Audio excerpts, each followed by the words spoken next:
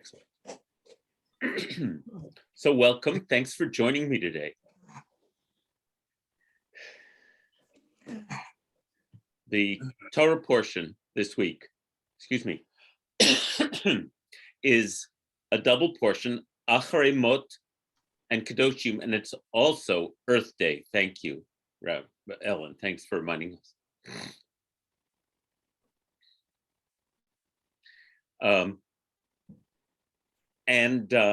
We're in the middle of Leviticus, and Kedoshim is most famous for the section in chapter 19 called the Holiness Laws, which culminate in the sort of apex of those is the commandment to love your neighbor as yourself.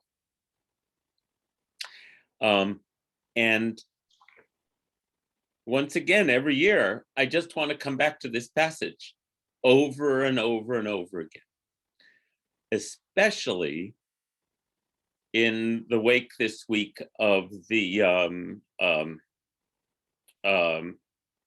decision of the jury in the George Floyd trial. And so with that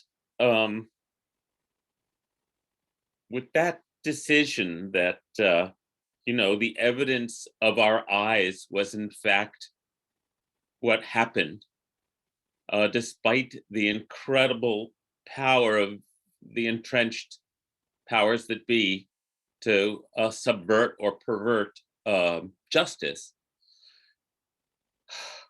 It certainly is always very heartening when justice is served. So yes, thank you for the reminder. Let's do a blessing for studying Torah together. Baruch atah Adonai Eloheinu melech haolam, asher kidshanu b'mitzvotav v'tzivanu la'asok b'divrei Torah. Blessed are you, source of life, our God, who has given us the mitzvot and makes us holy with your commandments and has commanded us to engage in these words of Torah. So I felt compelled today to draw from many places in Torah that reflect, echo, restate what is one of, if not the central assertion, claim, truth of the Torah and of Jewish tradition, that there's something called justice that is very elusive, but inheres in the fabric of creation, and that we humans must manifest. This is the assertion of Judaism from the very, very beginning. And it is kind of our core tenet. And this, it gets repeated in different ways over and over and over in the Torah and in the wider Hebrew Bible, and then becomes the essential subject of a discussion and a debate and a pursuit that we are still engaged in to this day. The human condition has not changed that much in this regard. And the Jewish assertion that it's our task to pursue justice remains pretty much the same. I'll actually, before I show you the passage from the Torah portion, which we're going to study, I want to direct you to Ecclesiastes. I have it right here. I don't have it to share on the screen. Because unlike much of the Torah itself, which is telling us what we must do in order to manifest fairness and justice in the world, Ecclesiastes is the book in the Bible that says, yeah, this is the way it is. There's a passage in here that says, if you see in your country oppression of the poor and suppression of right and justice, don't be so surprised.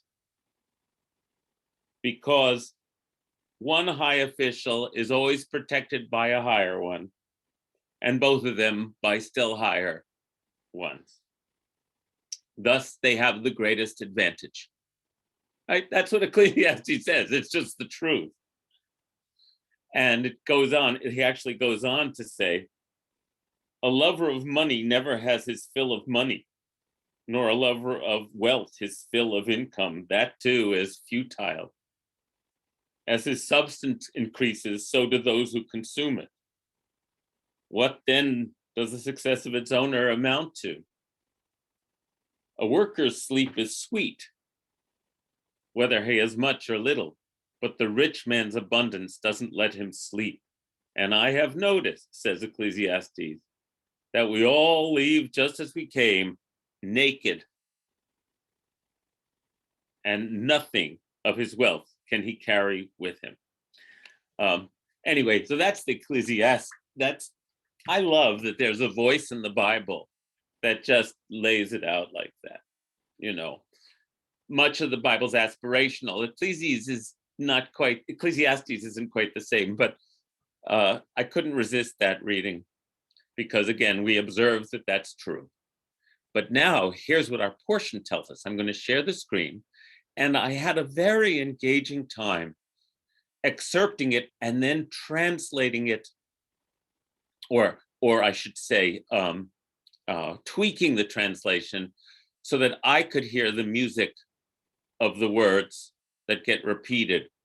Often, as I've described, literary translations try to, when a word gets used over and over again in a Hebrew passage, a literary translator will try to vary the translations to give it what they thought would be a more literary treatment. And I've learned that that's actually does a disservice to the text. So let me share my screen.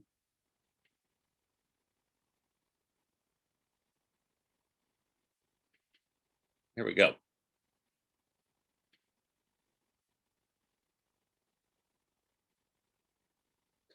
Can you all see that?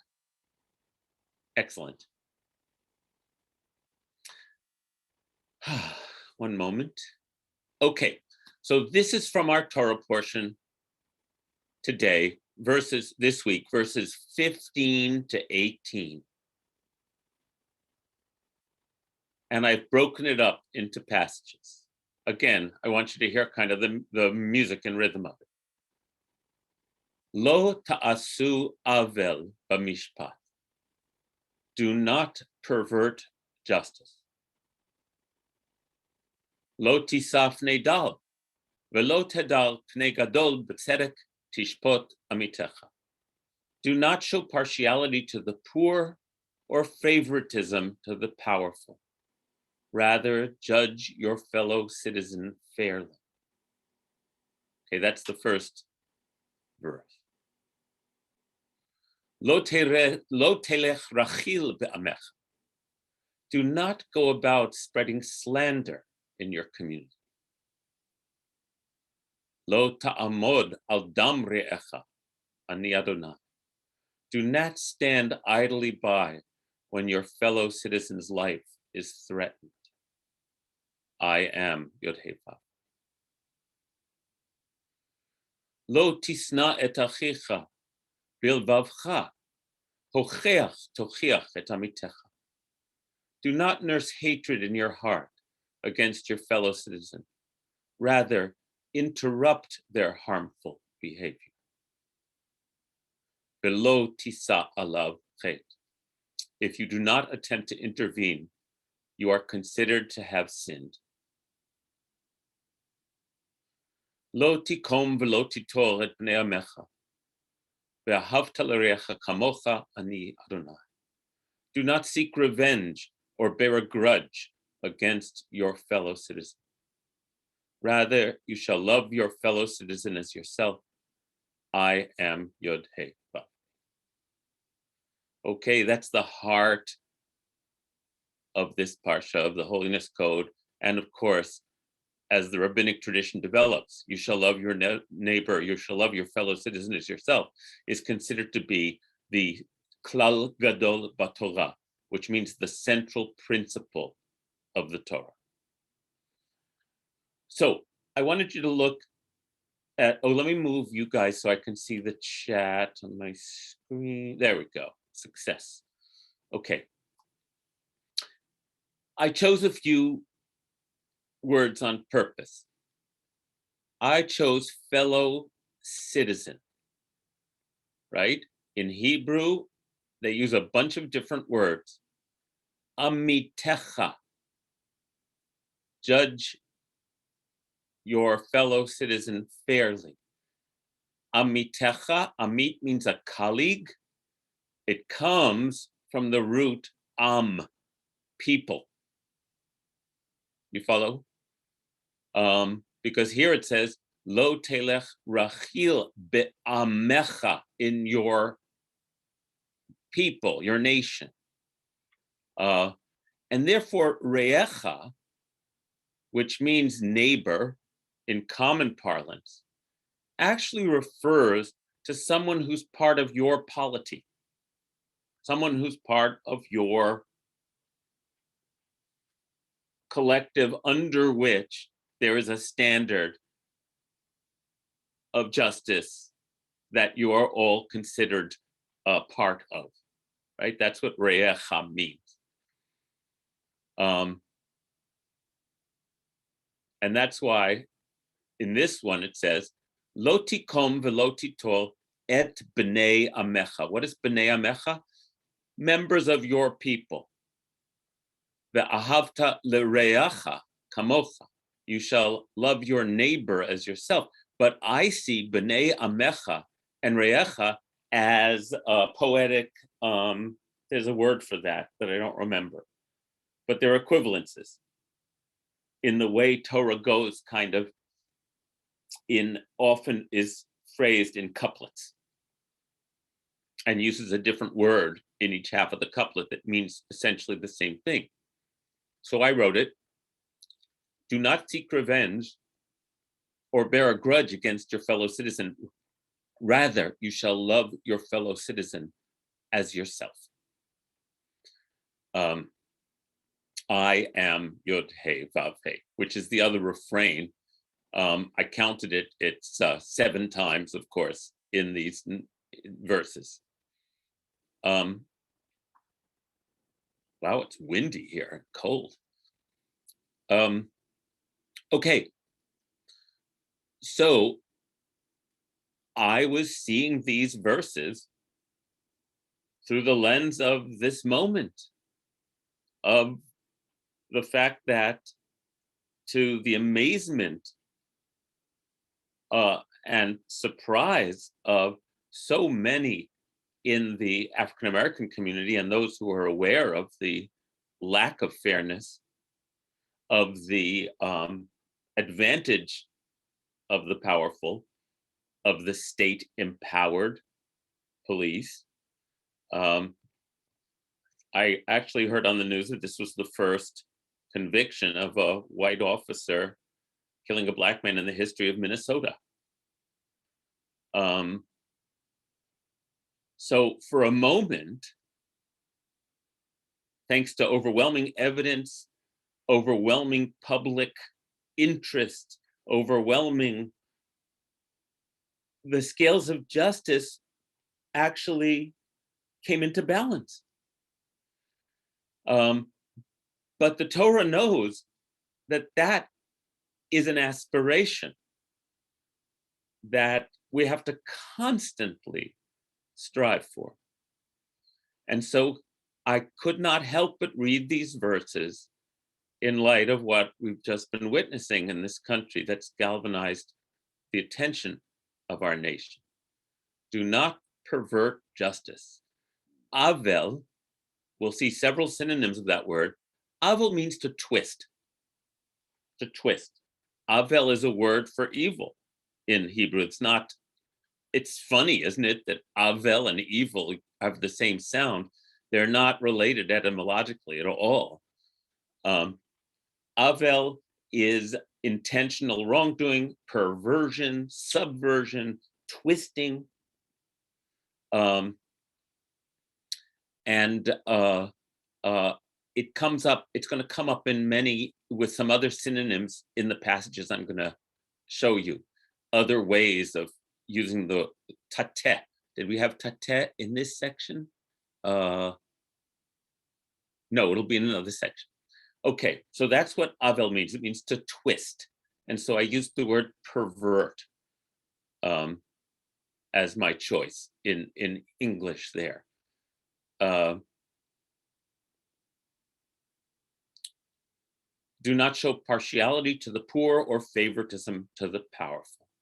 Rather, bitzedek tishpot amitecha. Lishpot means to judge. Tzedek, which is used frequently with lishpot, tzedek comes from the same word as tzadik, same word as tzedakah, and it means righteousness, just treatment, fairness.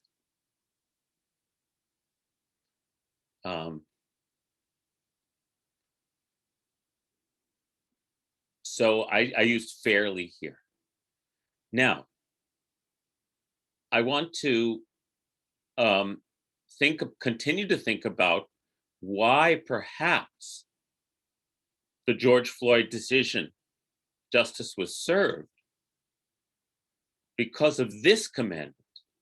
Do not stand idly by when your fellow citizen's life is threatened.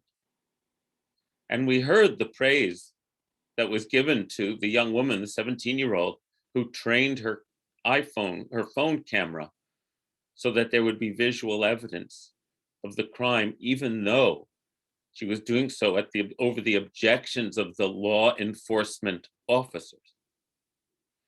And the others, they didn't intervene physically, and there's so many reasons to understand that. I don't know what I would have done in that situation, to encounter armed policemen and to know what to do, but at least not to step aside, not to stand idly by. In the Jewish understanding of our collective nature as a society, that there's no, justice.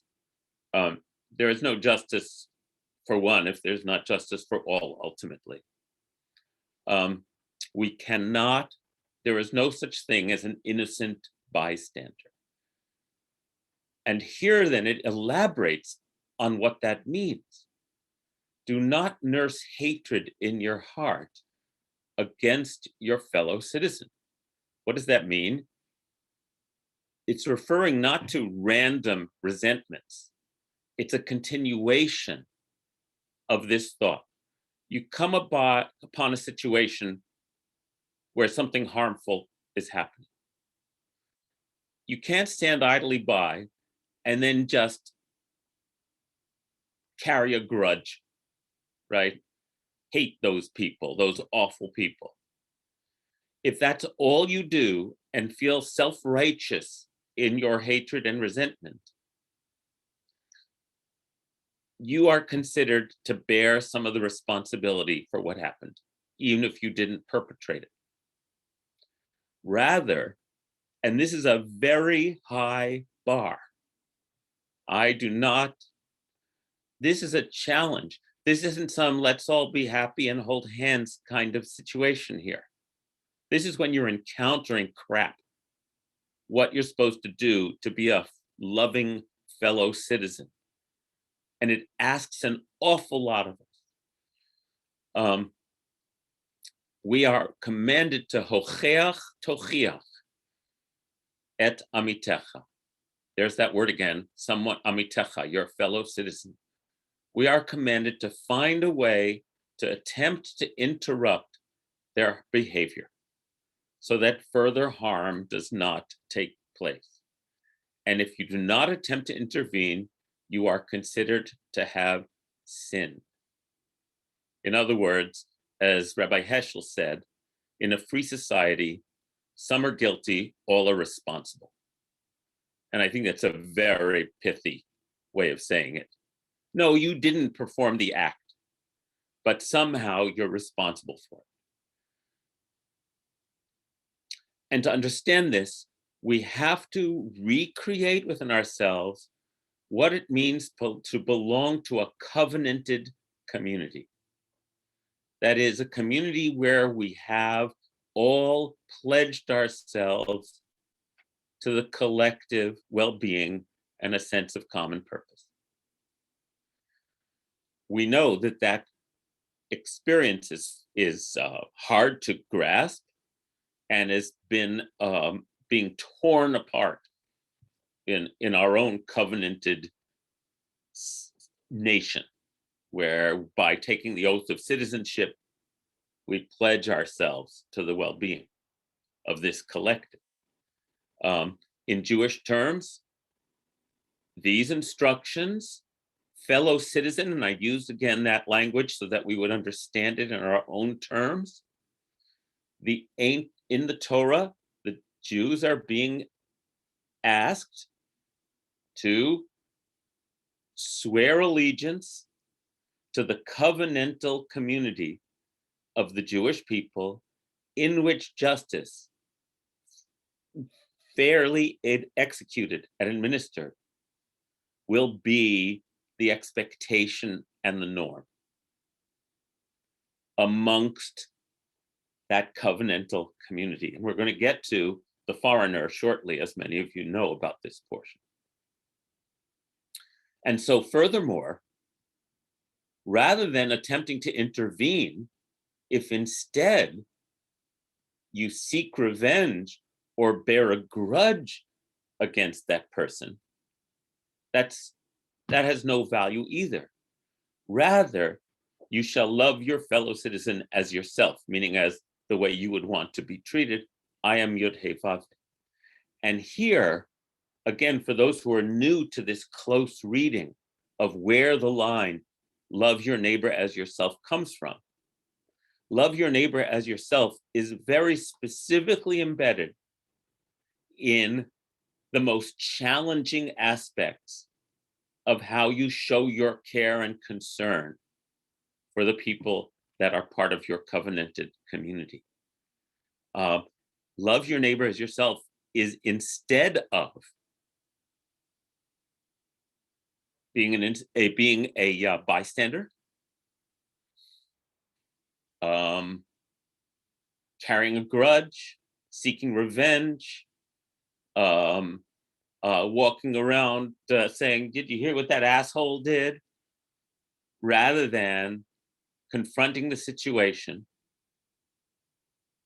and figuring out what you can do to intervene so that justice isn't perverted, so that a society can continue to exist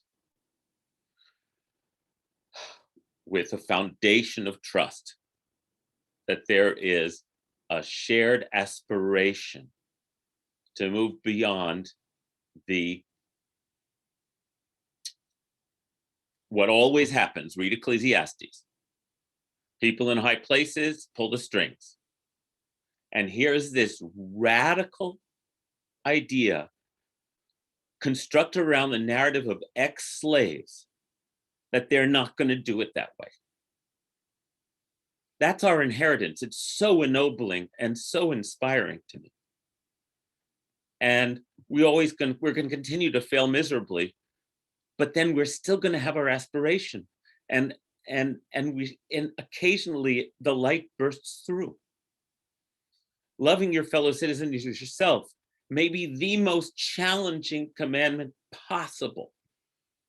And if we make it nicey nice, we're missing the context that it's recorded in. In this case, people did not stand idly by. The entire nation, in a lot of regards, millions of people rose up because willy-nilly we had the blinders ripped from our eyes about what happens to African Americans daily in this country. and the systemic injustice that they face. And something was righted that now, of course, as every commentator says, this is only the beginning because, like I said, read Ecclesiastes. It's been going on forever. Let me read what Roni put in the chat. This is a very delicate situation. I saw a friend of mine's 6-year-old and discovered deep decay in a permanent 6-year-old molar. I was surprised and distressed that the child was only 6 and this parent had no idea. They had come for an orthodontic evaluation. I sent her to the dentist who said, oh no, tooth needs root canal and child must be put under general anesthesia. To me, this is not good news. Anesthesia for anyone is problematic. The next day, the mother posted photos of the child eating ice cream cone with chocolate and sprinkles on Facebook. I wrote, not right food for children. I did not mention anything personal. The mother replied with a scathing, how dare you, Roni, Facebook post. How could I have handled this differently? Thank you so much, Roni, for laying that out, because I'm not even going to attempt to, in this forum, to give you better advice. I don't know how you could have done it differently, but you did the right thing. And it's always delicate. It's always a delicate situation. It's one thing if we can, with our friends and family, develop the agreement amongst us that we're going to say the hard things that need to be said because we're doing it out of love. And it's still hard. I mean, I still, when my wife needs to correct me, I still get defensive, but I know almost all the time she's got my number, you know? And so I like, okay. All right, what are you saying? But it's so hard. This is so hard. Then to expand that into a larger societal level makes it even harder.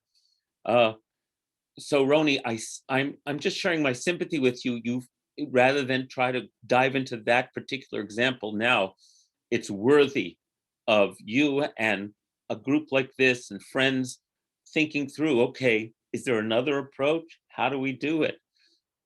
Because this is so hard. I'm going to say it over and over again.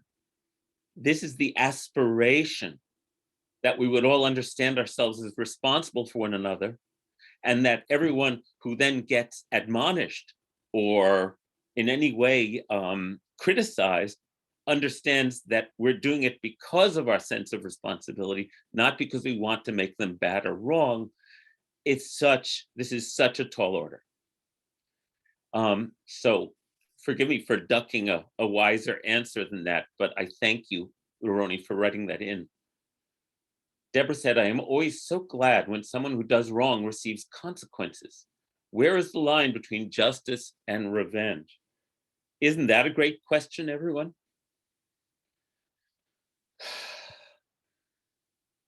There's a debate in contemporary terms about retributive justice or restorative justice. And again, it's not a fine line, it's like a context. When justice is retributive, its intention is to punish and to avenge. When justice is considered restorative, it's an attempt to have fair consequences for wrong actions in some way, so that some sense of our collective, we can do this, is restored. And Deborah, you're asking another of the right questions. There's no way to engage with this passage of Torah and not understand that we're dealing with the most complex interactions of a society that's attempting to reach for fairness and justice. I never minimize it anymore. I try not to make it into a soundbite. Let me show you some other passages in the next passage in this parsha that comes about 12 verses later, and I'll tell you that the intervening verses When you read this parsha, you will see in typical Torah fashion that ritual, sexual, all kinds of other regulations are included in our ancestors' understanding of what it means to be a holy community. I'm only focusing on the ones that I feel are pertinent to us today. So if you read the whole portion, I've excerpted the passages that I think speak across the ages, which is, I think, both our prerogative and our responsibility to do. So then we come to these verses a short distance later. I included this one. Mipnei seva takum, v'hadarta pnei zaken, v'areita melohecha ani Adonai. You shall rise before the aged and show deference to the old out of reverence for your God. I am Yud He Vav He. And that would be a whole other hour that we would want to spend contemplating what does that mean for us today with our elders. And then it goes back to the theme of the previous passage. V'chi aguri tchager ba'artzechem lo tonu oto. And here's the word ger. I translate it as a foreigner. When a foreigner resides with you in your land, do not mistreat them. Foreigner in our context means both resident aliens, undocumented immigrants. It means non-citizens, because in ancient Israel, the ger was not a citizen, therefore was not considered to be part of your collective, right? So they were not required, and many of you have heard me talk about this many times. The ger is the resident alien. They don't have, what are their legal protections, right? Because we were gerim in the land of Egypt. We were foreigners in the land of Egypt. And therefore, we were at the whim of the powers that be, right? In ancient times, there was no standard of justice that was supposed to be applied to the foreigner. They were there at your noblesse oblige, right? You wanted to kick them out, you kick them out. You wanted to, and this still happens all over the world all the time. You want to deny them their rights, you deny them their rights. Like they don't vote. They don't have a vote. That's crucial. They may pay some taxes, but they don't have a vote. And so the leaders don't have any concern about their welfare in terms of the self-interest involved in a fair society, right? If you want to get treated well, that's kind of the lowest way of understanding love your neighbor as yourself. Hey, if you want it when it's your turn, you'd better be nice to your neighbor, or they're going to put crap on your lawn, right? So on that very base level of mutual concern, you can read it that way. So the foreigner has none of that. But it says, when a foreigner resides with you in your land, do not mistreat them. Rather, the foreigner who resides with you shall beat you as one of your citizens. Ve'ahavta lo kamocha. You shall love them as yourself. Why? Well, ki gerim hayitim be'eretz Mitzrayim, ani Adonai Elohechem.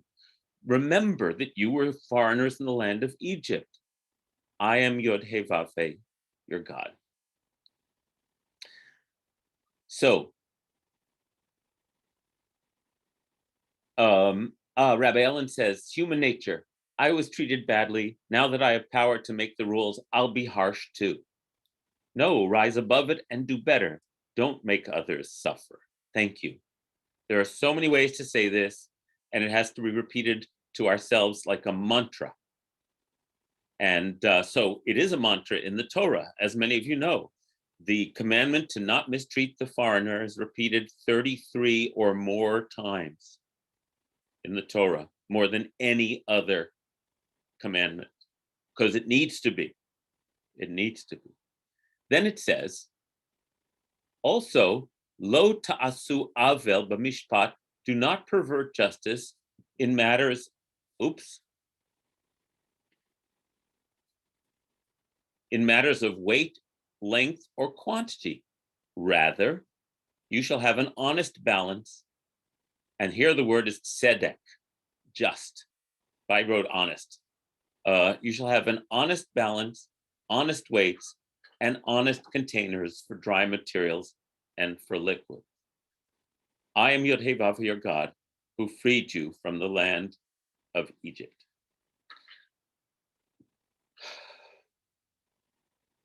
So the Torah insists, as many of you already recall, that love your neighbor as yourself is not a universal commandment, even though it becomes that as it becomes common parlance. Your neighbor, who's your neighbor? Everyone, right? Everyone's my neighbor. But in the Torah, it actually is saying, love your fellow citizen as yourself, meaning make sure that they are treated fairly, the way you would want to be treated. And in addition, those who do not have a vote, who do not have hands on the levers of power, who do not have any access in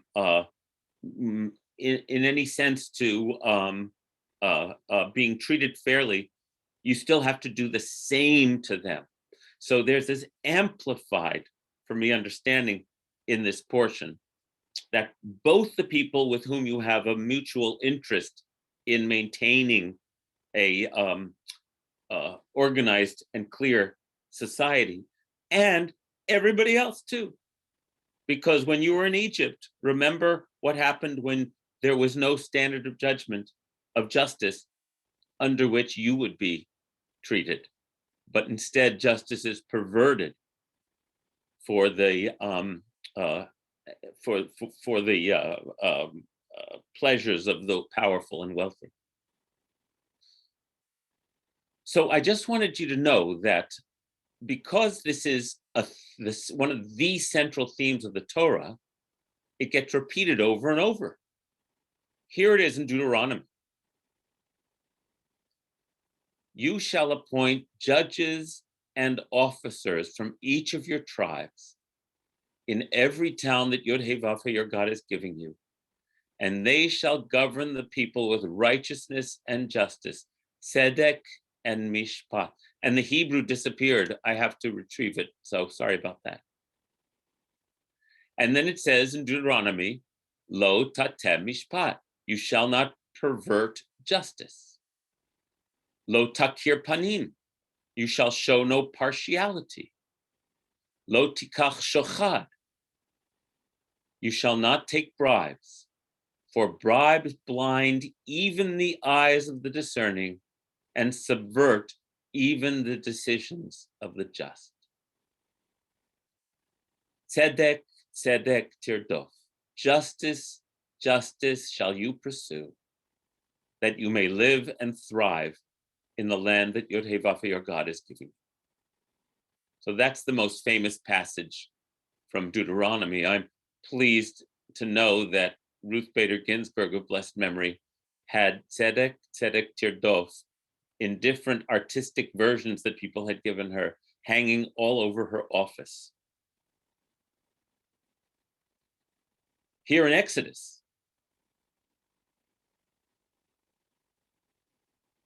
lo tisa shema shav, you must not spread false rumors. You must not cooperate with evil people by lying on the witness stand. Lo tia achrei rabim, do not fall in with the mob to do evil. When you are called to testify in a dispute, do not be swayed by the crowd to twist justice or pervert again.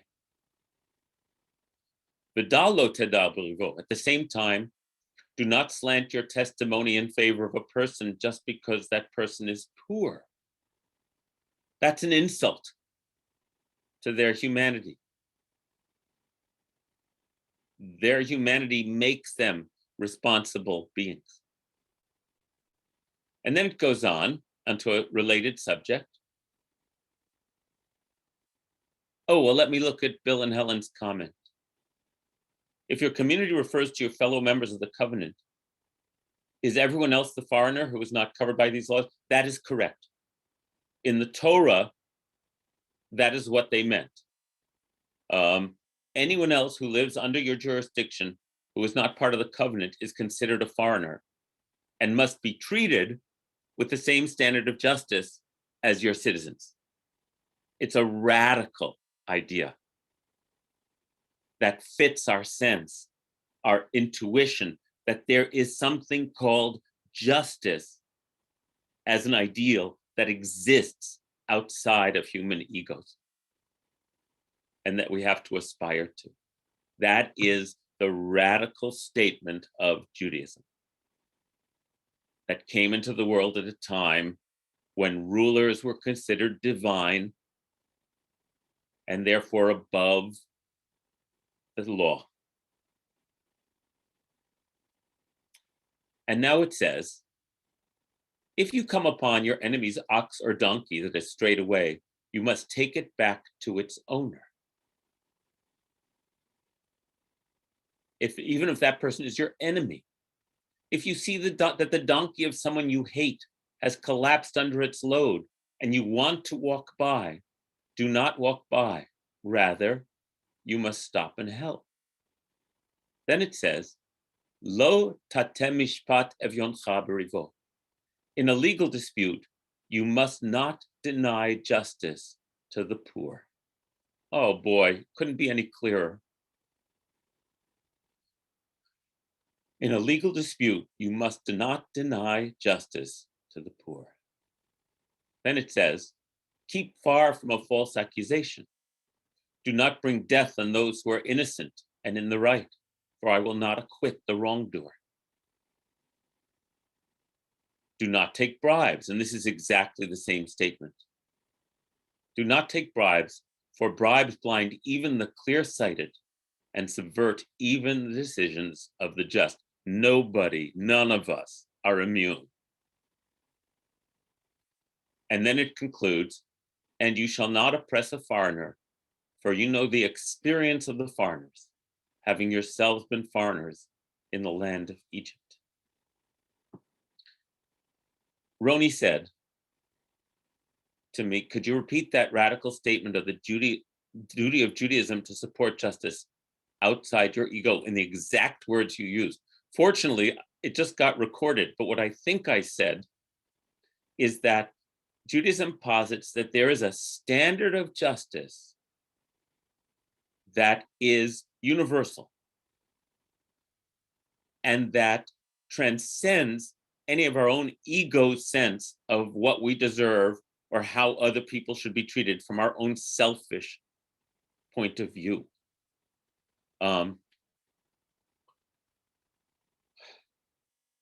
I find those texts to be what inspires me as a Jew. In addition to all the other ways that we're trying to be humans, Judaism has a refrain that there is such a thing called justice, that it's our responsibility to pursue, especially because we are by nature going to favor the powerful over the powerless by nature. And again, this is that sense of relief, uplift, hope that emerges for me out of the George Floyd murder verdict, right? It gives us momentum towards that aspirational ideal. I want to share with you a few more places in the Torah that reinforce this in different ways and different words, but it's repeated over and over. This is by no means exhaustive.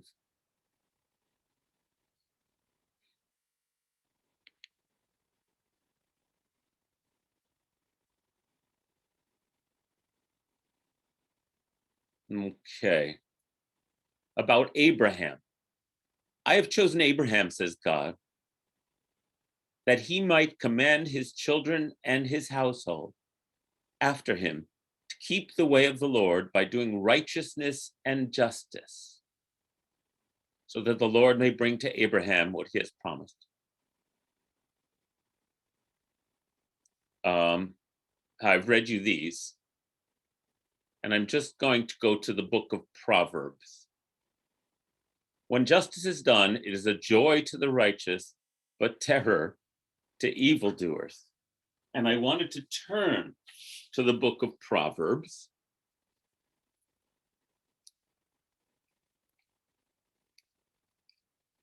Oh, didn't I save the page? Come on. Okay, give me a moment.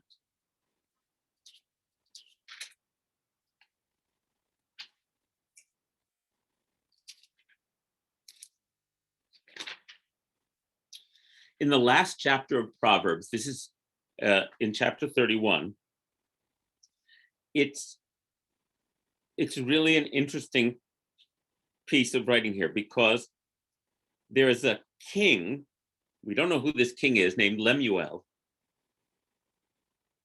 And these are the words with which his mother admonished him.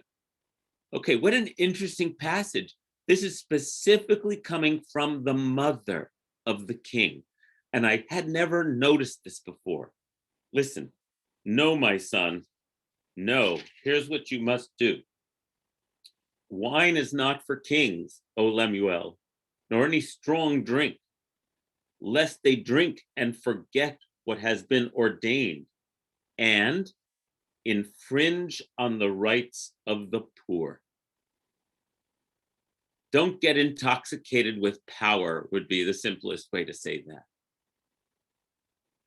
And then it says, if you want to give someone a drink, give it to the hapless.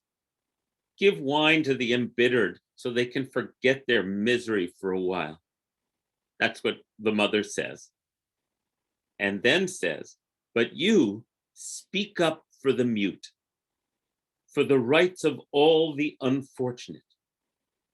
Speak up, judge righteously, and champion the poor and the needy. That's his mother's advice to him. Not just advice, a stronger word, admonishment, charge. I love that one. Oh my goodness. And these will be familiar to you.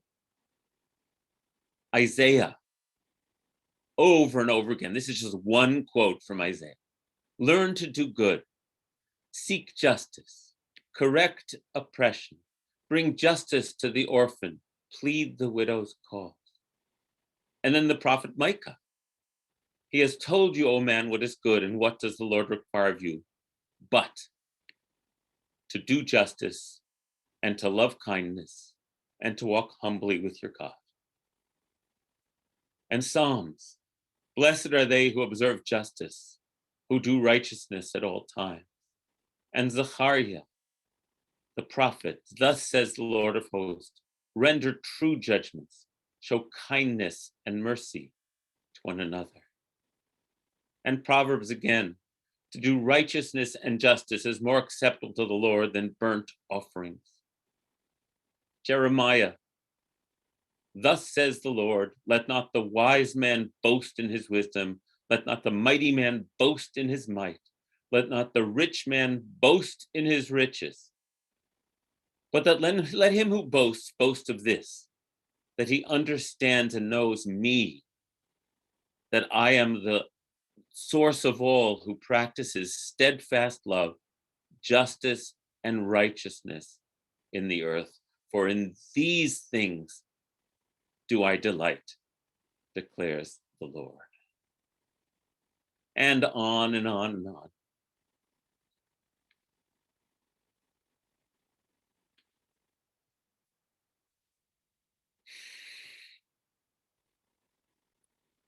Isn't it marvelous how much textual support there is? Oh, Roni asked a good question. Where are all these quotes from? Jeremiah, Proverbs, Zechariah. So let me just say, for those unfamiliar, the Hebrew Bible is a collection of about 32 books, including the 5 books of Moses, that's the Torah, and then all the books of the prophets. These are the speeches of the prophets of Israel and the descriptions of their actions. And those prophets are many. There's Isaiah, Jeremiah, Ezekiel, and 12 more. And they spoke up in ancient Israel as mouthpieces, oracles for God. And their job in ancient Israel was to remind the powerful of the covenant of Sinai, that covenant that we've been reading about today, about how a society is supposed to be structured. Because inevitably, when the children of Israel entered the promised land and established themselves there, they developed a hierarchical kingdom, a stratified by class and wealth society. And yet, here were these words, because that's what happens, right? That's just what happens. And yet, here were these sacred words telling us how we're supposed to mitigate and moderate and stand against the abuses of power. Then, in addition, in the Hebrew Bible, there are many other books known as the writings, and they're called Psalms, Proverbs, the book of Ruth, the book of Job, the book of Esther, a whole assortment, and it is an assortment of other books that became sacred canon in the Jewish tradition. So I'm quoting from all over the Hebrew Bible. And you can look that up, Roni, if you want, a Hebrew Bible or Hebrew scriptures, and you'll see what all those books are. Deborah says, I am appreciating the understanding that greed, lust for power, and wanting to please those who have standing are the obstacles to our being just. Well said, Deborah. Well said.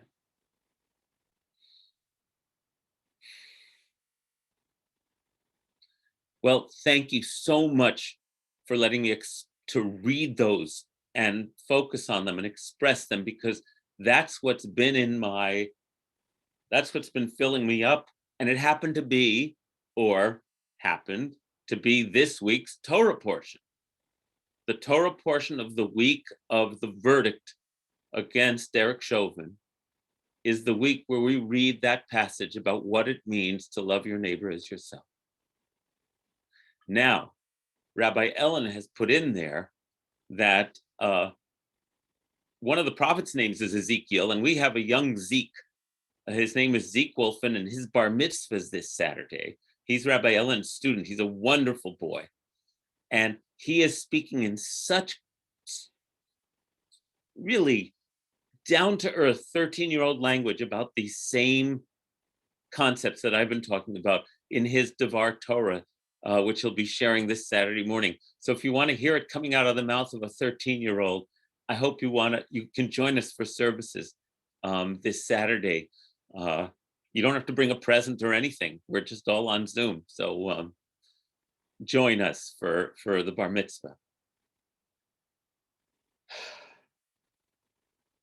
Thanks, Rabbi Ellen, for that. Okay, everybody, be uplifted, feel challenged, be ennobled, be inspired.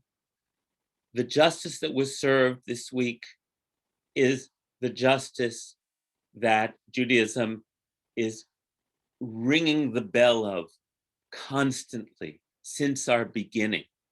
And that's where we stand. So I'm pleased to be able to share that with you.